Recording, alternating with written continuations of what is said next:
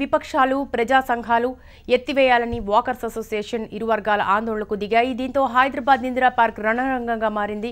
రెండు వర్గాల మధ్య ఘర్షణలతో పలువురికి గాయాలయ్యేలా చేసింది. కొంతమందికి తలలు పగలగా మరికొంతమంది గాయాల పాలయ్యారు.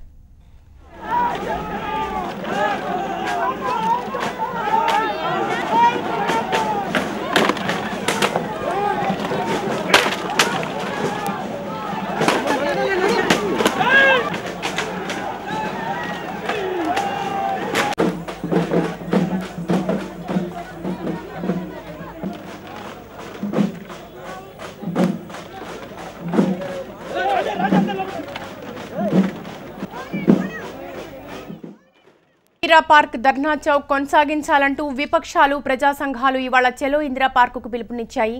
దీనికి ఎంఐఎం మినహా అన్ని విపక్షాలు మద్దతు పలికాయి. టీజేఏసీ చైర్మన్ కోదండరాంతో సహా నేతలు సుందరయ్య విజ్ఞాన కేంద్రం నుంచి ర్యాలీగా బయలుదేరారు. ఉదయం 9 గంటల వరకు పరిస్థితి ప్రశాంతంగానే ఉంది. అనంతరం అక్కడికి చేరుకున్న ఆందోళనకారులు ఘర్షణకు దిగారు. వాకర్స్ అసోసియేషన్ విపక్షాల మధ్య తీవ్ర ఘర్షణకు దారితీసింది.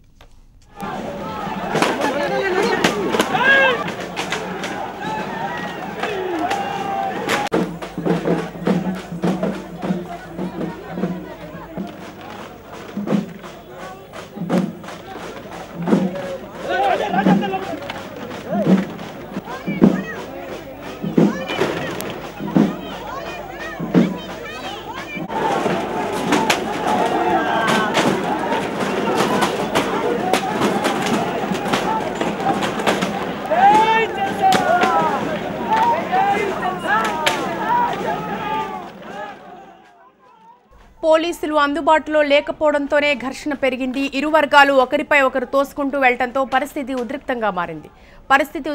మారడంతో పోలీసులు రంగప్రవేశం చేశారు. ఒక దశలో లాఠీచార్జ్ చేశారు. లాఠీచార్జ్లో కొంతమందికి బలమైన గాయాలయ్యాయి.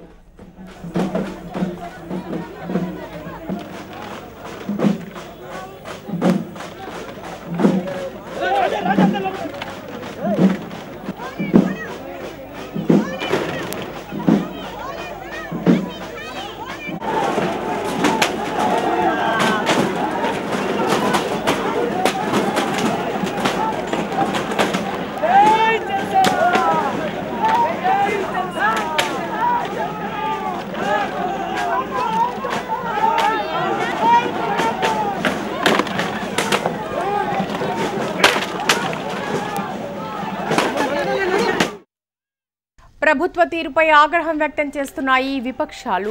ప్రజల గొంతులు నొక్కేందుకు ప్రభుత్వం యత్నిస్తోందని నేతలు ఆగ్రహం వ్యక్తం చేస్తున్నారు. టీఆర్ఎస్ ముసుగులో ఉన్న కార్యకర్తలే దాడులకు దిగారని విపక్షాలు ఆరోపిస్తున్నాయి. ఈ క్రమంలో దాడి పెరిగిందని ఆగ్రహం వ్యక్తం చేస్తున్నారు.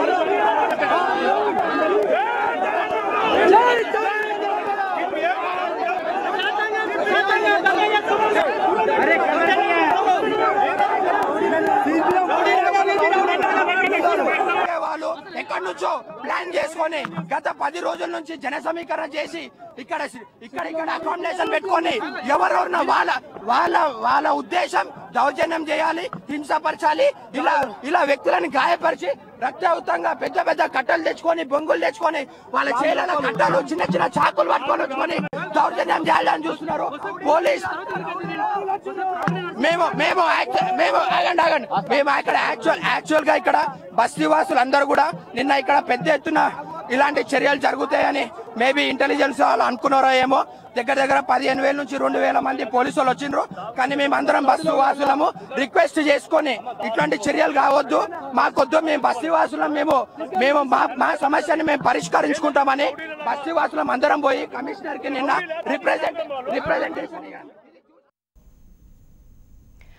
ఇందిరా పార్క్ వద్ద ఇరు వర్గాలు ఆందోళనకు దిగితే రక్షణ కల్పించడంలో పోలీసులు విఫలమయ్యారు. రెండు వర్గాలను శాంతింపజేసే క్రమంలో పోలీసులు నిర్లక్ష్యంగా వ్యవహరించారు. భారీ టెన్షన్ వాతావరణం నెలకొన్న పటిష్ట బందోబస్తు ఏర్పాటు చేయడంలో విఫలమయ్యారు. దీంతోనే ఈ ఘర్షణ చోటు చేసుకున్నట్లు తెలుస్తోంది. ఇక లేటెస్ట్ అప్డేట్స్ ని మా ప్రతినిధి సందీప్ అందిస్తారు. ప్రస్తుతం ఇందిరా పార్క్ వద్ద పరిస్థితిని సందీప్, సిచ్యువేషన్ కంట్రోల్లోకి వచ్చినట్టేనా? లేటెస్ట్ అప్డేట్స్ అండ్ ప్రస్తుత పరిస్థితి ఏంటి?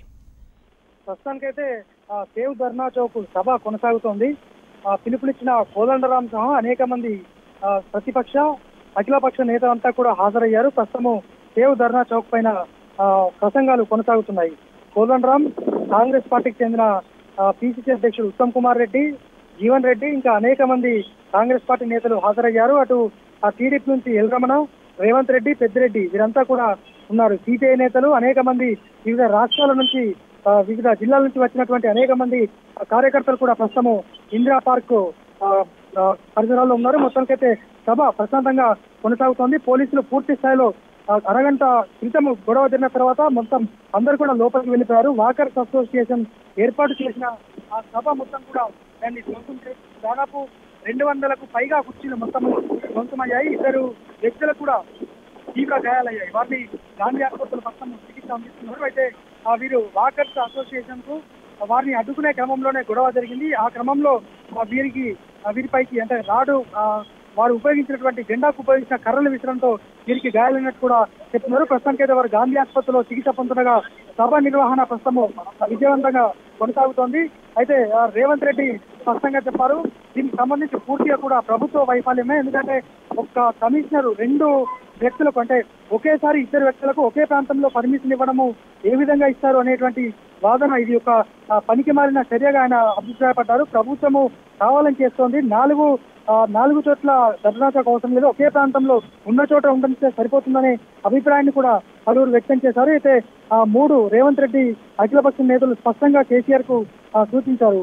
అయితే ప్రగతి భవన్ ఆక్యుపై చేస్తాం, లేదంటే సచివాలయంలో ఎలాగో సీఎం రావట్లేదు దాన్నైనా ఆక్యుపై చేస్తామంటూ 3 ప్రాంతాల్లో కూడా వారు సూచించిన పరిస్థితి. మొత్తానికి ధర్నా చౌక్ పైన ప్రభుత్వం స్పష్టమైన నిర్ణయం వెల్లడించిన పక్షంలో భవిష్యత్ కార్యాచరణ కూడా ప్రకటిస్తామని చెప్పారు. ఇవాళ సాయంత్రం కూడా తెలంగాణ జాయింట్ యాక్షన్ కమిటీ ఈ సభ ముగియగానే దీనిపైన భవిష్యత్ కార్యాచరణ ప్రకటించనుంది. ఇటు హైకోర్టులో కూడా ఆ పిటిషన్ విచారణ పెండింగ్ లో ఉంది.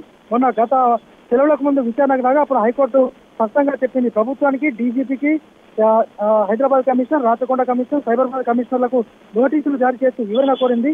సమ్మర్ వెకేషన్ అనంతరము దీనిపైన విచారణ చేపడుతుంది. ప్రస్తుతానికైతే ఈ సభ సజావుగా కొనసాగుతుంది. ఎలాంటి గొడవ లేకుండా అయితే కొనసాగుతుంది. పూర్తి స్థాయిగా పోలీసులు వారు ఆపినా కూడా ఆపనంత వేగంతో దూసుకొచ్చి బారికెట్లను దాటుకుంటూ కర్రలు విసురుతూ, కుర్చీలకు విసురుతూ వాళ్ళంతా కూడా లోపలికి చొచ్చుకెళ్లారు. శిరీష, సందీప్, సభకి హాజరైన నేతలు వివరాలేంటి? ఎవరెవరు హాజరయ్యారు?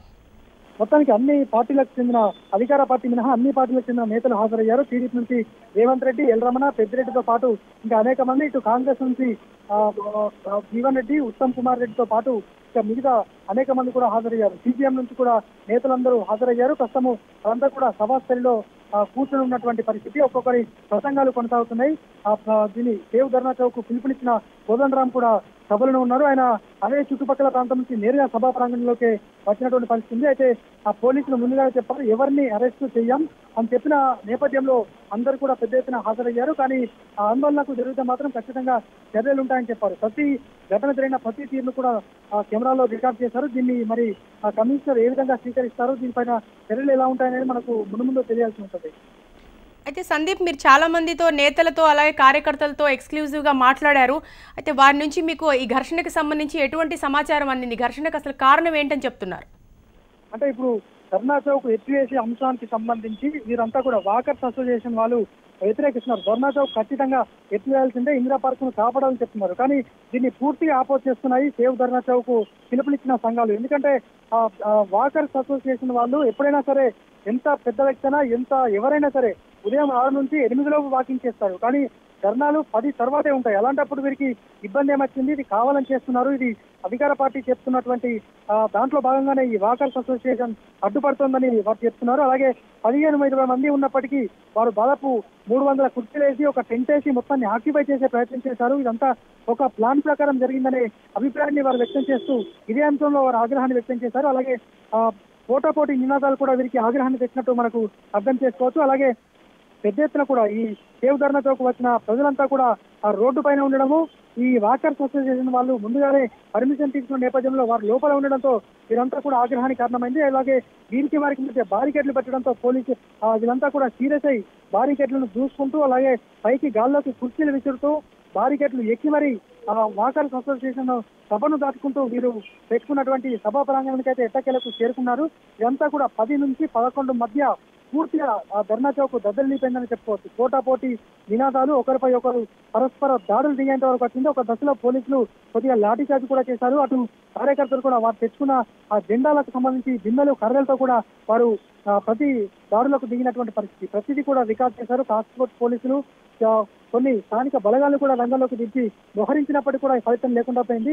మొదట గొడవ జరిగినప్పుడే అడ్డుకోవాల్సింది పోయి పోలీసులు పటిష్ట బందోబస్తు ఏర్పడంలో విఫలమైందని మాత్రం మనం ఖచ్చితంగా చెప్పుకోవచ్చు. ఎందుకంటే 10-10:30 సమయంలో గొడవ జరిగినప్పుడు వీరు అంతా మోహరించారు, బారికేడ్లు ఏర్పాటు చేశారు. కానీ ఇంకా ఎక్కువ వస్తారని తెలిసినప్పటికీ అరెస్టులు లేకుండా శాంతియుతంగా జరగాలని చెప్పినప్పటికీ అనేక మంది తరలి వస్తారు. మరి అలాంటప్పుడు ఇంకా ముందుగా బందోబస్తులు ఎందుకు ఏర్పాటు చేయలేకపోయారు? అక్కడే వారిని కంట్రోల్ చేస్తుంటే ఇంతవరకు వచ్చేది కాదు, ఇద్దరి తలలు పగిలేది కాదు అనేటువంటి అభిప్రాయాన్ని అయితే వీరంతా వ్యక్తం చేస్తున్నారు. Right, thank you Sandeep.